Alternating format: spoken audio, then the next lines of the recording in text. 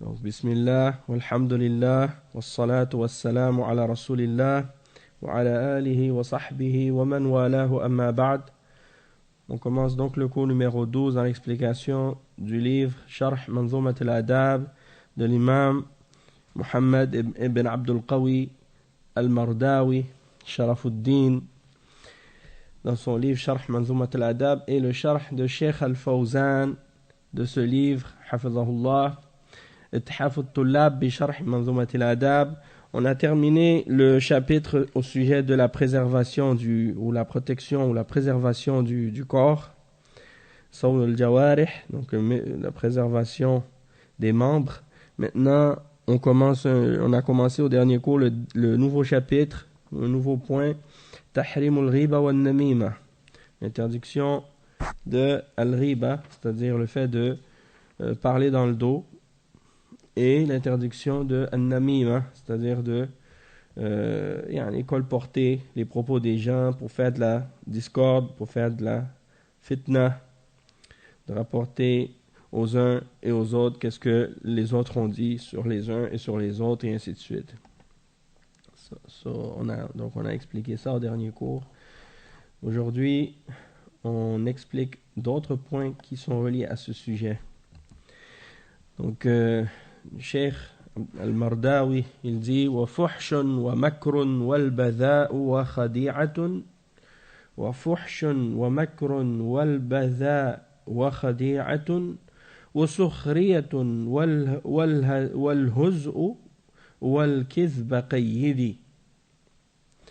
Naam. Donc, tous ces termes-là sont des termes qui ont différentes significations, même si certains, peut-être qu'il y a des choses qui se ressemblent, mais on va clarifier chaque point, comme al-fuhsh, qu'est-ce que ça veut dire, al-makr, qu'est-ce que ça veut dire, al-badha, qu'est-ce que ça signifie, al-khadi'a, al-sukhriya, qu'est-ce que c'est, al-huz, et al-kadhib. Donc tout ça, c'est des choses qu'on va clarifier, Inch'Allah.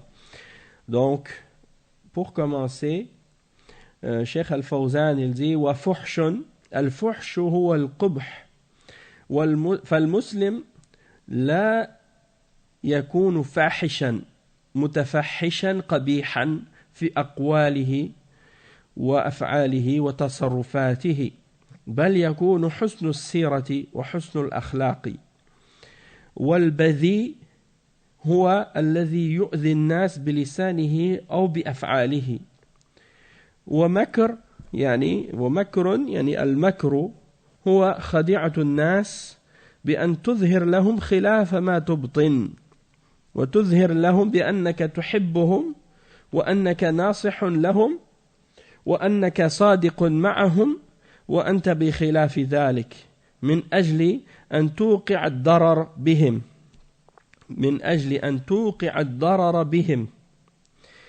فالمكر هو إيصال الأذى إلى الغير بطريق خفي لا يشعر به، وهذا لا يجوز. Donc ça, on va expliquer les termes que le cheikh il a mentionnés maintenant.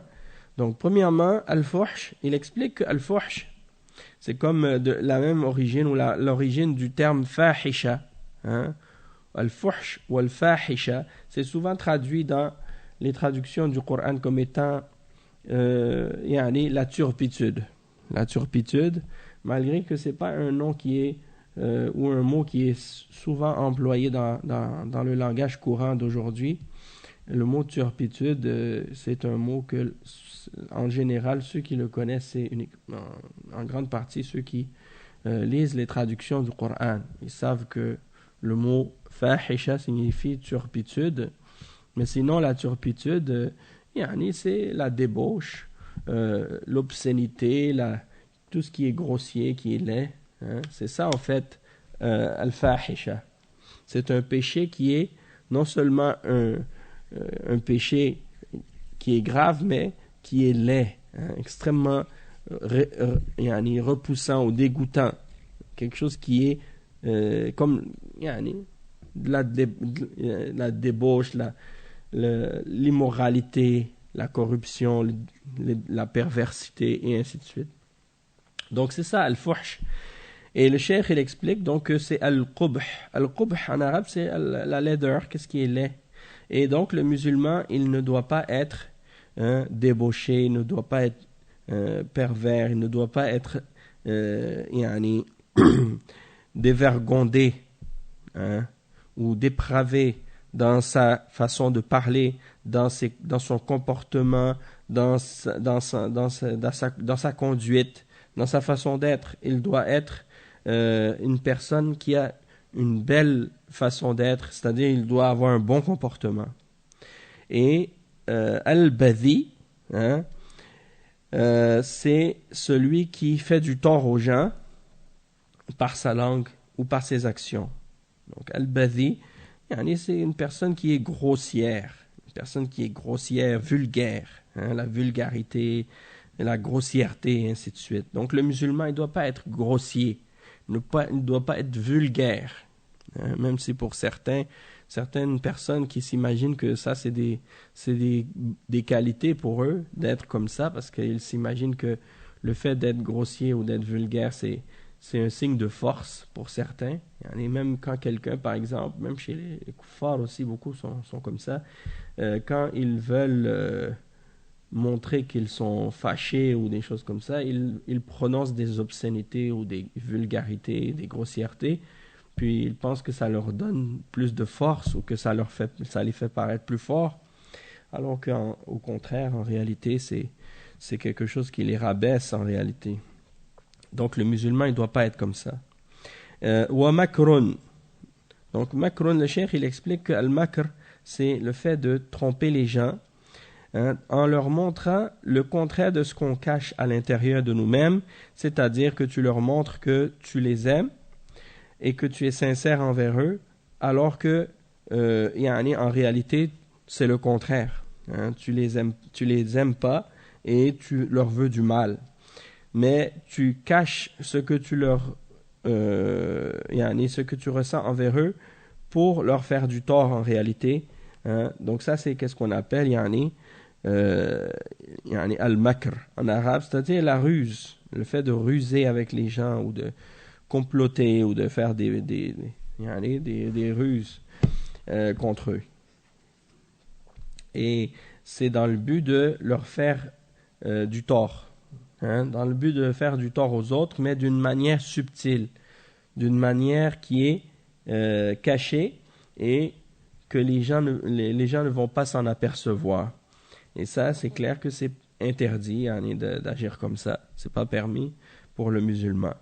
Ensuite, le cheikh il dit wa khadi'atun bi an takhda' an-nas fi al-mu'amalati fi aqwalika wa af'alika وتظهر لهم خلاف ما تبطن فهذه صورة المنافقين يخادعون الله والذين آمنوا وما يخدعون إلا أنفسهم وما يشعرون يخادعون الله والذين آمنوا بإظهار الإيمان وإبطان الكفر ولكن الله جل وعلا لا يخدع إن المنافقين يخادعون الله وهو خادعهم من باب الجزاء والعقوبة فهذا من الله عدل لأنه أوقعه بمن يستحقه مثل المكر ويمكرون ويمكر الله والمكر من الله محمود لأنه عقوبة وجزاء يوقعه الله بمن يستحقه فهو منه عدل خلاف مكر المخلوق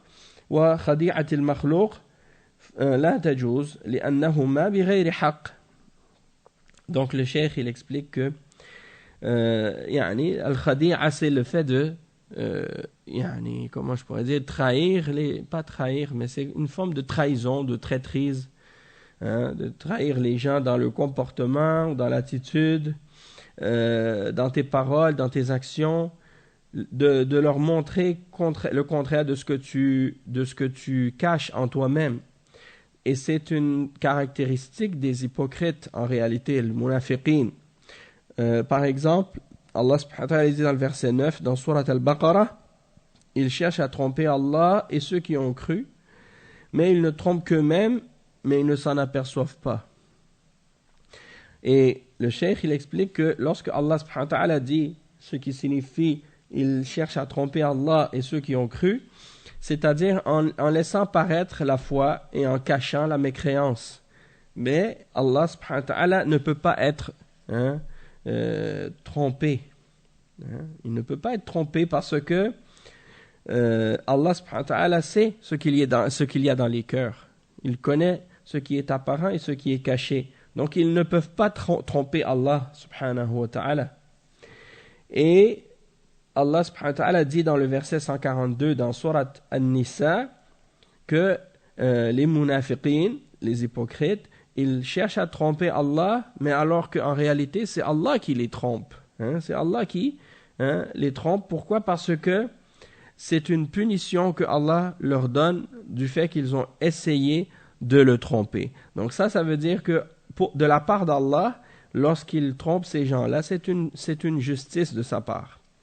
Parce qu'il fait tomber cette tromperie ou cette ruse uniquement contre ceux qui le méritent.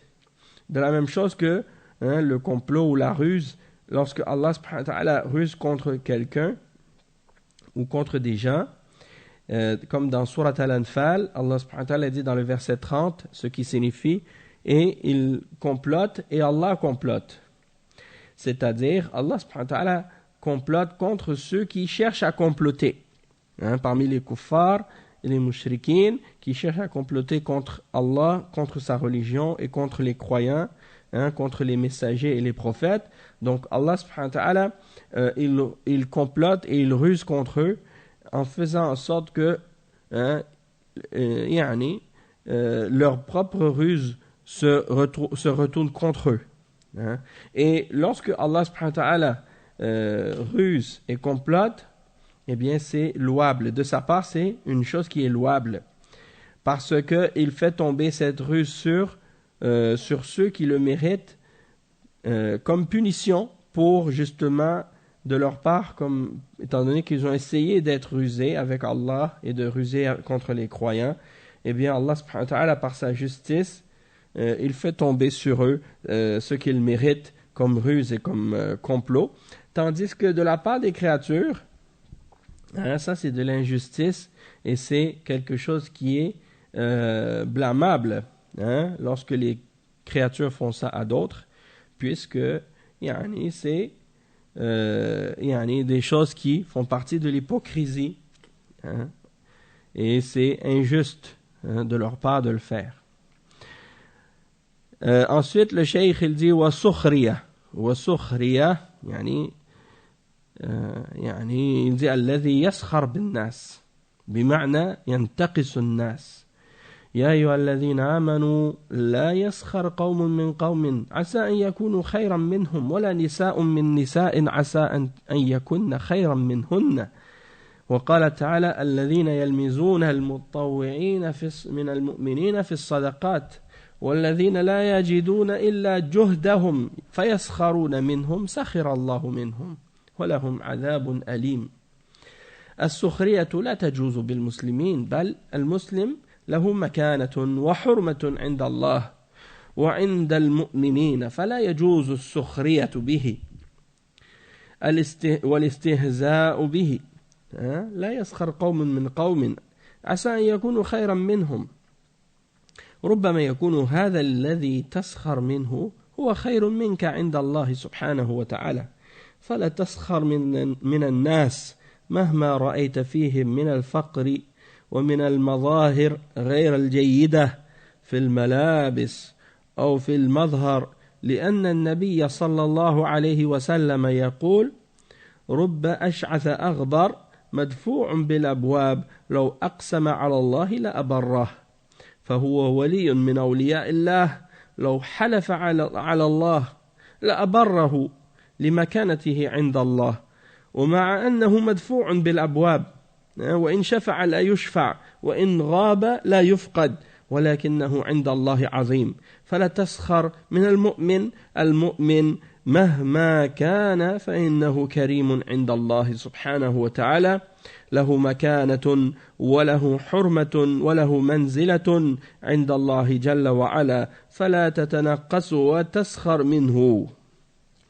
Donc ici le cheikh il explique que parmi les termes qui sont mentionnés dans le vers qu'on a lu, وَسُخْرِيَةٌ وَالْهُزْءُ وَالْكِذْبُ قَيِّدِ, وَسُخْرِيَةٌ, c'est la moquerie, de se moquer des gens, dans le sens que tu cherches à les dénigrer en te moquant d'eux. Que ce soit par, des fois c'est avec des sobriquets, ou bien parfois c'est par des surnoms pour les dénigrer, ou bien des fois c'est le fait d'utiliser des genres de sarcasme, pour se moquer des gens, ou bien de dire des choses au deuxième degré, ou bien tu dis des choses mais tu penses le contraire de ce que tu dis, alors tu dis ça dans le but de faire rire les gens ou pour dénigrer quelqu'un. Tout ça c'est blâmable. Et ici le cheikh il mentionne le verset 11 dans Surat Al-Hujurat, dans lequel Allah subhanahu wa ta'ala dit: ô vous qui avez cru, qu'un groupe d'entre vous ne se moque pas d'un autre groupe, il se peut que ceux-ci soient meilleurs qu'eux. C'est-à-dire ceux dont on s'est moqué soient meilleurs que ceux qui se moquent. De même que les femmes ne se moquent pas d'autres femmes, car il se peut que celles-ci, c'est-à-dire celles qui sont moquées, soient meilleures que celles qui se moquent d'elles. Donc, Allah subhanahu wa ta'ala, il interdit de se moquer des croyants. Et il dit, à propos de ce genre de moquerie, par exemple, le verset 79, dans Surat At-Tawbah, il y a toujours cette catégorie de gens qui essaient de se montrer intelligents ou plus intelligents que les autres, et puis qui pensent que en dénigrant les autres, ça veut dire qu'ils sont plus intelligents qu'eux, et donc ils se permettent de les dénigrer comme ça parce qu'ils pensent qu'ils sont meilleurs. Alors Allah subhanahu wa ta'ala, il dit non. Vous pensez que vous êtes meilleurs qu'eux, donc vous vous moquez d'eux, alors qu'en réalité, eux sont probablement, possiblement meilleurs que vous. Donc, ne vous moquez pas d'eux. Et le verset est un exemple aussi parmi les exemples que Allah subhanahu wa ta'ala a mentionné dans Surat At-Tawbah, qui fait partie justement des exemples des munafiqines, de leur comportement envers d'autres musulmans. Tu vois, des musulmans qui se moquent d'autres musulmans. Et des fois, c'est pour des raisons qui sont des choses graves, parce que ici, on voit l'exemple que Allah a mentionné dans le verset. Il dit: ceux-là qui dirigent leurs calomnies contre les croyants, qui font des aumônes volontaires, et contre ceux qui ne trouvent que leurs faibles moyens à offrir, et ils se moquent alors d'eux. Qu'Allah les raille. Qu'Allah se moque d'eux, et ils auront un châtiment douloureux. Ça veut dire quoi? Le verset ici, parce que dans Surat At-Tawbah, Allah subhanahu wa ta'ala, il a démasqué beaucoup des comportements des hypocrites, et parmi les exemples qu'il a mentionnés, des gens qui se moquaient de certains parmi les croyants qui donnaient en sadaqa, ils donnent des aumônes pour Allah. Mais quand c'est quelqu'un qui donne beaucoup d'argent, ils se mettent à le critiquer en disant: oh, regardez, lui, il donne beaucoup d'argent, ça c'est un hypocrite, il n'est pas sincère, il fait ça juste pour se montrer. Donc, pour se moquer de la personne, il l'attaque, il critique et il l'accuse dans son intention. Et lorsque c'est quelqu'un qui vient avec une sadaqa, mais que sa sadaqa elle est vraiment petite, il n'a pas beaucoup d'argent, donc il donne juste un peu, alors eux ils se moquent en voulant dire: ah, regarde lui, il vient avec ses miettes, il n'a même pas beaucoup d'argent, il vient, il donne juste quelques pièces, un peu d'argent, donc on n'en a pas besoin de ça, pourquoi il vient donner ça? Et même à notre époque, Allah musta'an, il y a des gens comme ça qui dénigrent les musulmans. Et j'ai entendu un d'entre eux justement dans une vidéo qu'il a fait sur Internet, et qui critique que quelqu'un donne des pièces, ou donne des pièces en sadaqa dans la mosquée. Il dit: mais on n'en veut pas de pièces. en voulant dire, nous, on veut que vous donniez juste des gros billets. Hein? Si vous donnez des pièces, là, on n'en veut pas. Yani, subhanallah, si quelqu'un il donne qu'est-ce qu'il peut, hein? Alors comment ça, toi, tu viens pour le dénigrer? Et peut-être qu'il donne très peu, hein? Il donne peu en argent, mais qu'avec son intention, si c'est sincère pour Allah, cette petite sadaqa qu'il a donnée au jour de la résurrection, ça se retrouve comme une montagne, hein, de hasanat.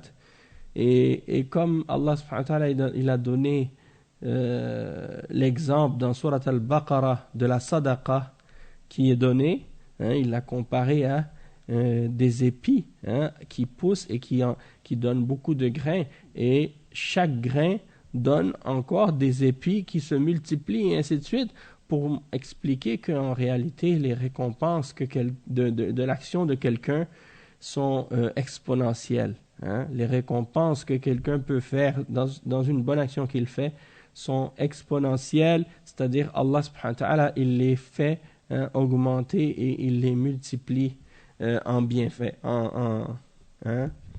C'est comme Allah subhanahu wa ta'ala, il a donné cet exemple-là pour encourager les gens à abandonner le riba, hein, en leur faisant comprendre que si tu veux vraiment faire croître ton argent et faire augmenter ton argent, eh bien, donne en sadaqa et fais des sadaqat, Allah il va faire multiplier cet argent-là pour toi. C'est mieux que le riba.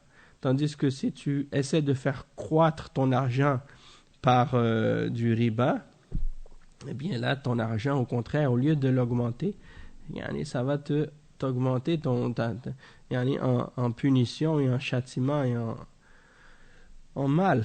Hein? C'est-à-dire que quand tu donnes en sadaqa, c'est des hasanats que tu récoltes en réalité. Donc, même si tu dis j'ai donné de l'argent, mon argent il diminue, en réalité, cet argent que tu as donné, Allah il te la redonne en multiples. Et même le prophète sallallahu alayhi wa sallam, il dit ma naqasa sadaqatun min mal. C'est-à-dire qu'une sadaqa, elle ne fait pas baisser, hein, l'argent. Donc toi tu donnes en sadaqa, tu penses que ça fait baisser ton argent. En réalité non, c'est faux, hein, ça le fait augmenter. Parce que Allah subhanahu wa ta'ala, il met justement la baraka, hein, dans ton argent, et il te le remplace, hein, ces biens-là, par quelque chose de meilleur encore. D'accord? Il t'en donne plus que qu'est-ce que tu donnes. Donc c'est pour cette raison-là que on est encouragé de faire des sadaqat. Et donc de se moquer des gens parce que ils donnent peu, alors que c'est ce qu'ils sont capables de donner, ça c'est pas correct et c'est pas permis. Et c'est ce que le cheikh il explique ici. Il dit la moquerie, c'est pas permis contre les musulmans.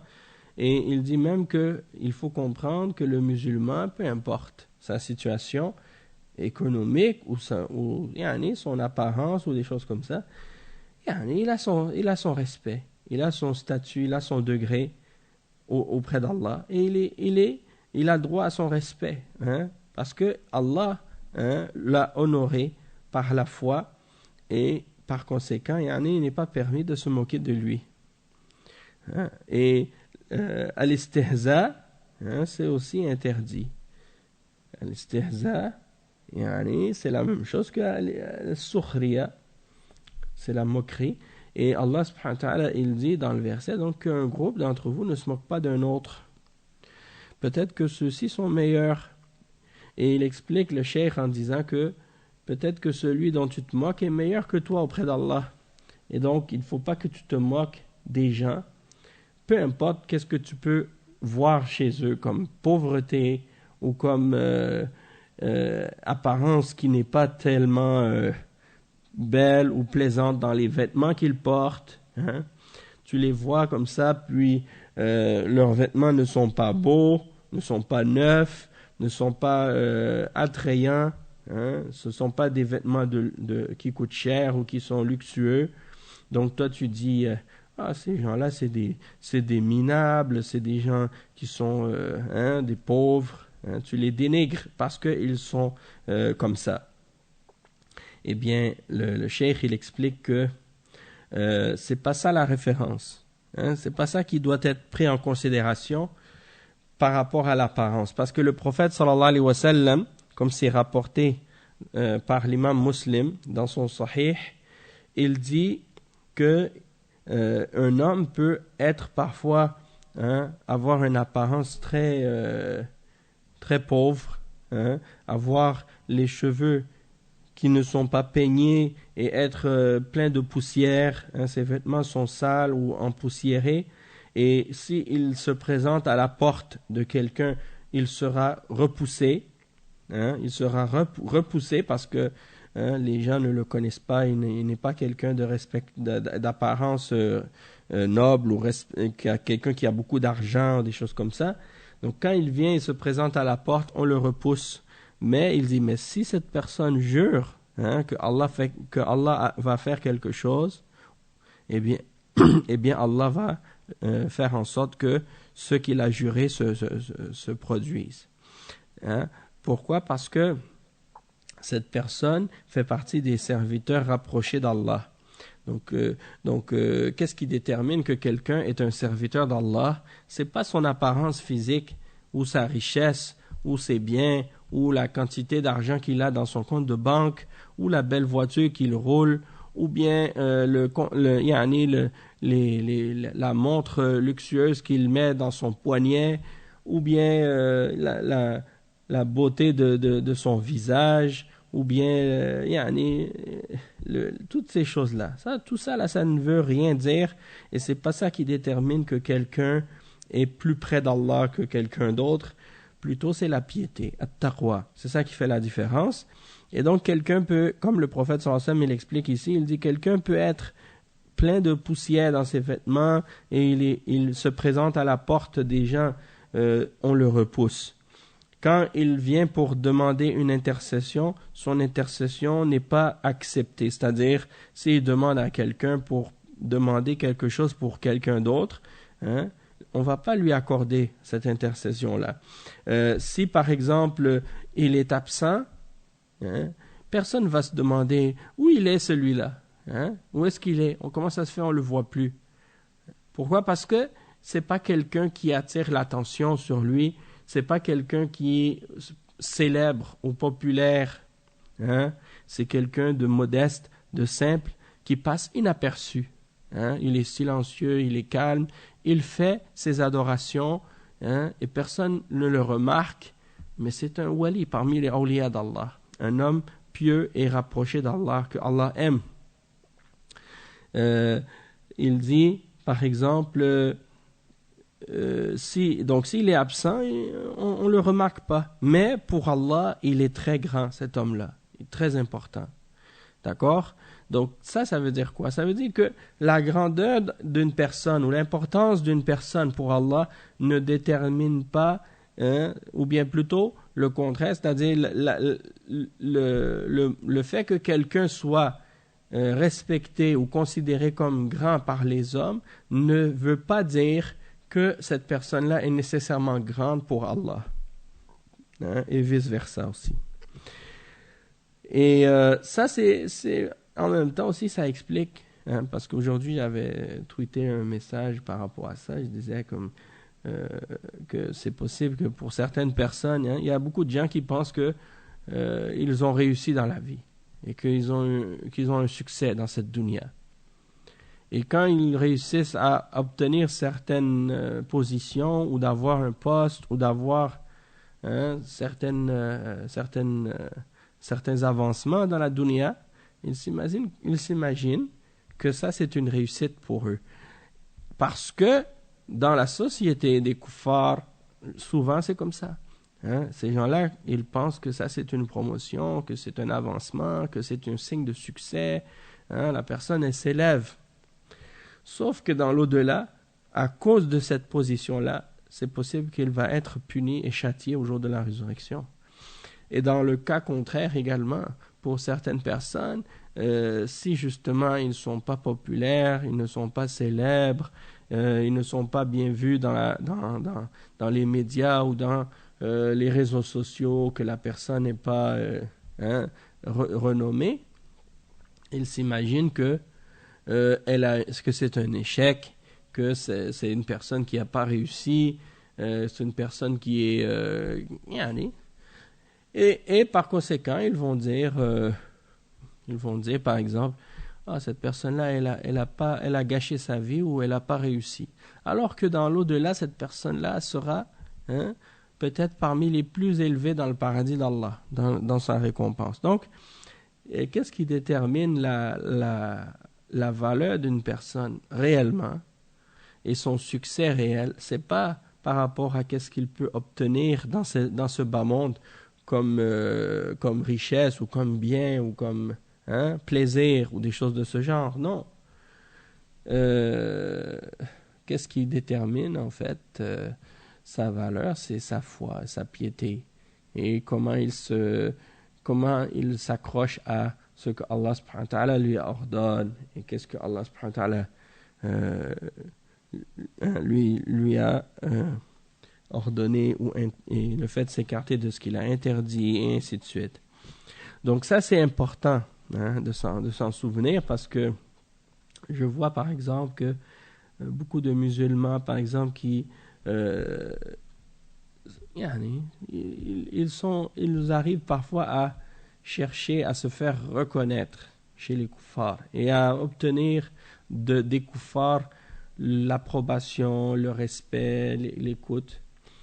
Et en grande partie du temps, lorsque les koufars vont te donner un crédit, ou bien lorsqu'ils vont, quand je dis un crédit, c'est-à-dire ils vont te reconnaître ta valeur, ta juste valeur, et te donner du respect, en grande partie du temps, c'est souvent parce que tu vas faire quelque chose qui leur fait plaisir, et souvent c'est dans des choses qui sont contraires à la foi, contraires à la religion d'Allah.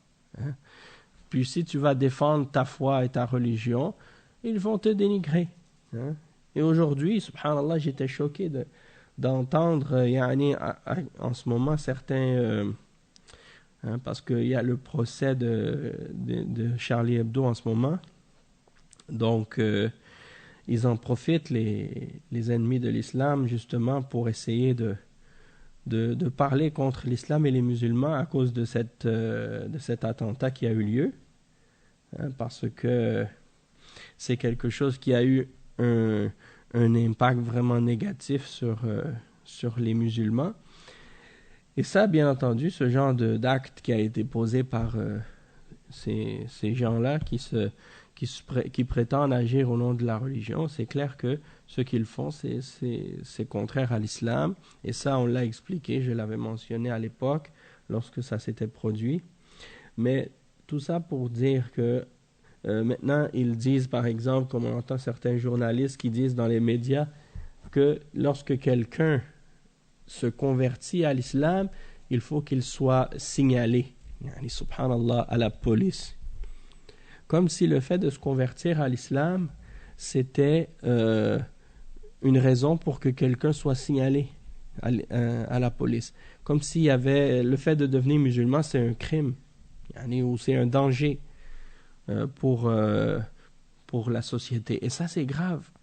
Mais qu'est-ce qui est triste en réalité, c'est pas que cette journaliste-là ait dit une chose comme ça, parce que ça, c'est vrai que c'est triste, mais pour dire la vérité, c'est que la réalité, c'est que ça se fait déjà. C'est-à-dire, elle dit ça comme si c'est quelque chose qui devrait être fait. Mais la réalité, c'est quoi? C'est que c'est quelque chose qui est déjà fait depuis longtemps. Parce que moi, j'ai connu des frères, en France en particulier, qui, aussitôt qu'ils se convertissaient ou que la police ou les services de renseignement savaient qu'ils se sont convertis à l'islam, eh bien, ils étaient tout de suite visités par les services de renseignement. Ou bien on venait les voir pour leur poser des questions, ou bien quand ils étaient convoqués, ils trouvaient que leurs photos étaient affichées dans dans leur dossier et tout. Donc c'est pour dire que le fait même de se convertir à l'islam, pour ces gens-là, c'est déjà considéré comme quelque chose qui est pas normal, quelque chose qui est un signe que tu es une personne qui devient dangereuse. D'accord? Et ça, c'est quelque chose qui est aberrant, franchement. Et souvent, ces gens-là, vous les entendez maintenant, c'est ça l'excuse qu'on entend le plus souvent de la part des gens qui sont en train de mener un combat contre les musulmans et contre l'islam, sous prétexte qu'il y a eu des attentats, justement, qui ont été faits de la part de certains égarés extrémistes parmi les musulmans. Donc, ils disent, est-ce que vous avez vu, par exemple, chez des chrétiens ou chez des juifs, des gens faire des attentats? Eh bien, la réalité, c'est que il y a plein de meurtres qui sont faits tous les jours dans les sociétés européennes, dans les sociétés américaines ou canadiennes. Il y a des meurtres qui se font régulièrement. Et ces meurtres-là, si tu regardes par exemple dans les répertoires que l'État fait, par exemple, qui chaque année, ils enregistrent le nombre d'homicides qui a lieu sur le territoire de leur pays. Et regarde le nombre de ces homicides-là, tu vas voir que la grande majorité de ces homicides-là ne sont pas faits par des musulmans. Et peut-être que s'il y a eu, par exemple, c'est vrai, des victimes de plusieurs attentats qui ont été faits par certains égarés parmi des groupes extrémistes qui se disent appartenir à l'islam, c'est vrai qu'il y en a eu des victimes, mais il y a aussi d'autres victimes qui ont été tuées dans des meurtres qui ont été faits par des chrétiens, par des juifs, par des athées, par des laïcs.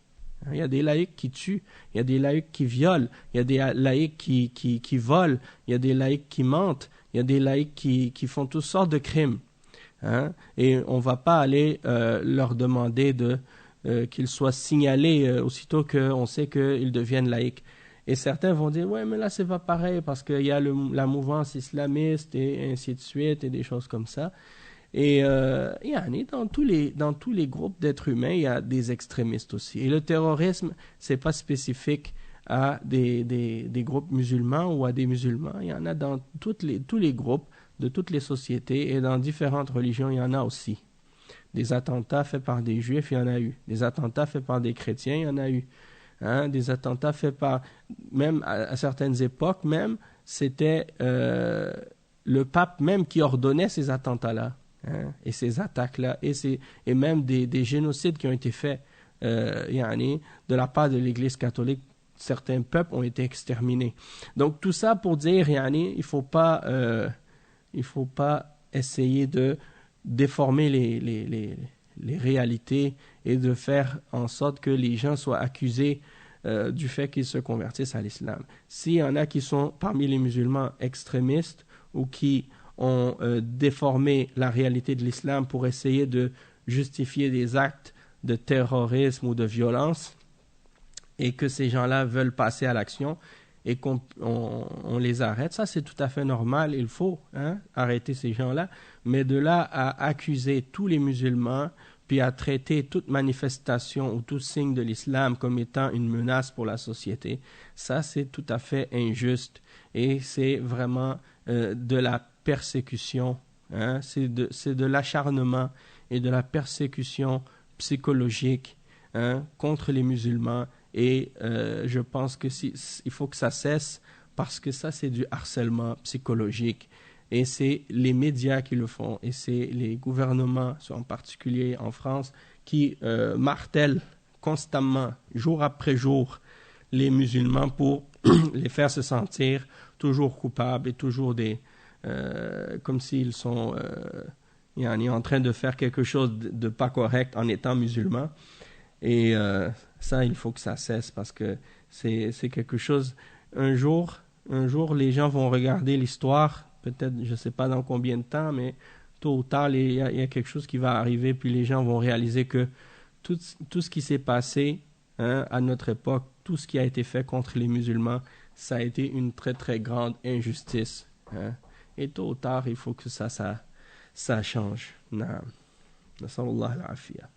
Donc tout ça pour revenir au point important, c'est de dire que Allah subhanahu wa ta'ala, il a des awliya, des serviteurs qui sont rapprochés de lui, et ceux-là ne sont pas nécessairement ceux qui sont les plus connus, les plus aimés, les plus respectés, les plus en vue. Ça peut être des gens très modestes. Ça se peut que, comme dans un autre hadith qui mentionne ce sujet-là, il dit, peut-être que s'ils vont frapper à la porte de quelqu'un, on ne va pas le laisser rentrer. S'il vient pour demander la main d'une femme, on ne va pas lui donner. Tout ça pour dire que le cheikh, il dit, malgré tout ça, on ne doit pas se moquer du croyant. Et le croyant, peu importe sa situation économique ou son apparence physique, il est noble pour Allah. Et il a son importance et son respect. Et il est sacré pour Allah. Et donc, il ne faut pas le dénigrer. Et non plus, il ne faut pas se moquer de lui. Si les koufars, ils se moquent, ça, c'est pas quelque chose qui est étonnant, parce que ils sont des ennemis de la foi. Ils sont ennemis des prophètes. Ils sont ennemis d'Allah. Et donc, ils détestent la foi, ils détestent les croyants, ils détestent les messagers. Et donc, ils vont essayer de dénigrer, comme à l'époque du prophète sallallahu alayhi wa sallam, ils avaient essayé de le dénigrer, de l'insulter, de le traiter par toutes sortes de noms, pour le rabaisser. Mais ça, c'est normal, puisque ce ne sont pas des croyants, ce sont des koufars. Et aujourd'hui, s'ils font des caricatures, ils font des caricatures pour essayer de se moquer du prophète sallallahu alayhi wa sallam, il faut savoir que peu importe le dessin qu'ils dessinent là, ou l'image qu'ils dessinent, et qu'ils essaient de faire croire ou de montrer que ça représente notre prophète, sallallahu alayhi wa sallam, nous on sait très bien que cette image-là ne représente pas notre prophète, sallallahu alayhi wa sallam. Parce que nous les musulmans, on ne fait jamais de dessin, on ne fait jamais d'image de notre prophète, alayhi salatu wa sallam. Parce que de dessiner et de faire des représentations humaines, déjà, ça, c'est interdit en islam. Et le prophète, sallallahu alayhi wa sallam, il a même maudit les gens qui font des dessins et des représentations et des images. Et il a dit, la'ana Allahu al-musawwirin, que soient maudits ceux qui font des images et des représentations et des dessins. Et ceux qui font des images des êtres humains, ou de leurs prophètes, ou de leurs hommes pieux, et qui les adorent en dehors d'Allah, ça c'est les chrétiens. Les juifs aussi, ils font des photos de leurs rabbins ou de leurs hommes pieux ou des choses comme ça. Ils mettent ça sur leur mur. La même chose, on trouve ça chez les chiites. Ils font des photos, des images de Ali, de Hassan ou Hussein. Ils vendent ça dans leur marché. Et les gens, ils accrochent ça dans leur maison, ils mettent ça sur le mur. Nous, les musulmans, Ahl Sunnah, on ne fait pas ça. On n'accroche pas des images dans nos mosquées, ni du prophète sallallahu alayhi wa sallam, ni des sahaba. On ne fait pas non plus des images ou des dessins ou de représentations. Si tu rentres dans la mosquée, dans toutes les mosquées du monde, tu ne vas pas trouver une mosquée avec une photo dedans ou une image d'un prophète ou d'un messager ou du prophète Mohammed sallallahu alayhi wa sallam ou bien d'un sahabi ou des choses comme ça. Les musulmans, ils ne font pas ça. On ne fait aucune représentation. Justement pour éviter que des gens se permettent ou essaient justement de les dénigrer. Parce que ça, c'est déjà un grave crime. Et ce n'est pas seulement interdit pour un musulman de dénigrer un prophète comme le prophète Mohammed sallallahu alayhi wa sallam, qui est le dernier des messagers, mais tous les prophètes, pour nous les musulmans, c'est considéré comme un sacrilège et un blasphème d'essayer de se moquer d'eux ou de les dénigrer ou de les insulter. Donc même si quelqu'un parmi les gens, parmi les hommes, essaie de dénigrer le prophète Isa alayhi salam ou le prophète Moussa alayhi salam, eh bien pour nous c'est considéré comme un blasphème, un dénigrement. Et ça c'est interdit. Et même Et même une fois, je me rappelle, j'étais en train de discuter avec un juif et il a commencé à se moquer de Moussa alayhi salam et il a commencé à insulter et dénigrer le prophète Moussa alayhi salam. Et moi je lui ai dit, t'as pas le droit d'insulter les prophètes d'Allah. Et il m'a dit, mais j'ai le droit, c'est mon prophète. Hein? Il a dit, j'ai le droit, c'est mon prophète. J'ai dit, c'est notre prophète à nous les musulmans avant vous, parce que on mérite plus de le suivre que vous, parce que vous dites que vous croyez en lui et vous le dénigrez comme ça. Donc ça veut dire que vous n'êtes pas vraiment des gens qui avaient du respect et vous ne suivez pas vraiment ce prophète-là. Et en réalité, vous avez contredit ses enseignements de différentes façons et de différentes raisons, justement, parce que vous avez refusé de croire aux autres messagers qui ont été annoncés justement dans le livre que Moussa vous a donné. Donc si vous étiez vraiment des croyants, vous auriez cru aux autres messagers en passant par Isa et Mohammed sallallahu alayhi wa sallam. Donc tout ça pour dire que pour nous les musulmans, les prophètes, ce sont des envoyés d'Allah et c'est une chose très très importante pour nous et personne n'a le droit de les dénigrer ou de les insulter. Et il y a même dans l'islam la peine de mort pour quelqu'un qui se permet de moquer ou de dénigrer un prophète. Mais, bien entendu, ça ne veut pas dire qu'un musulman a le droit de tuer ou de faire des attentats terroristes contre des gens, même s'ils vont insulter ou dénigrer les prophètes. S'il doit y avoir l'application d'une peine, ça doit être fait, bien entendu, par les dirigeants de l'État et non pas par des individus dans la rue ou des choses comme ça. Ala kulli hal, tout ça c'est pour clarifier le verdict à ce sujet-là. Et ensuite, le cheikh il a mentionné al-huz'u. Il dit al-huz'u was-sukhriya bima'nan wahid. إن الذين أجرموا كانوا من الذين آمنوا يضحكون وإذا مروا بهم يتغامزون وقال تعالى ويل لكل همزة لمزة الذي يهمز ويلمز الناس ويتنقصهم بغير حق متوعد ويل له فهذه صفات ذميمة حذر منها الشرع يجب أن يرتفع عنها المسلم. Donc le cheikh il dit al-huz'u, c'est la même chose que as-sukhriya, c'est la même signification. Et il cite le verset 29 et 30 dans Surat Al-Mutaffifin, dans lequel Allah subhanahu wa ta'ala dit ceux qui étaient criminels, ceux qui avaient fait des crimes, c'est-à-dire les mécréants, ils se moquaient des croyants, et quand ils passaient près des croyants, ils faisaient des œillades entre eux, en voulant dire, regarde ces gens-là, ils se moquaient d'eux. Donc des fois, les moqueries, ça peut être par des paroles, et ça peut être aussi par des actions ou par des gestes. Et il dit dans l'autre verset, وَيْلٌ لِكُلِّ هُمَزَةٍ لُمَزَةٍ.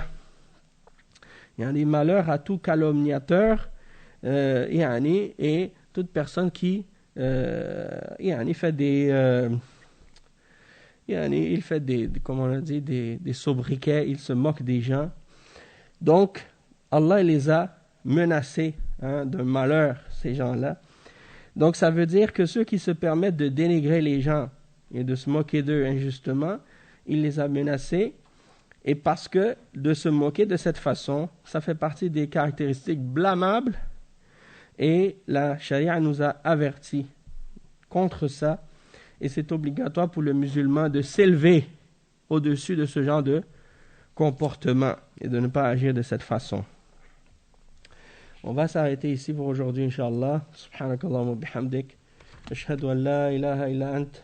Astaghfiruka wa atubu ilayk. Wa sallallahu wa sallam ala nabiyyina Muhammad wa ala alihi wa sahbihi ajma'in. Wassalamu alaykum wa rahmatullahi wa barakatuh.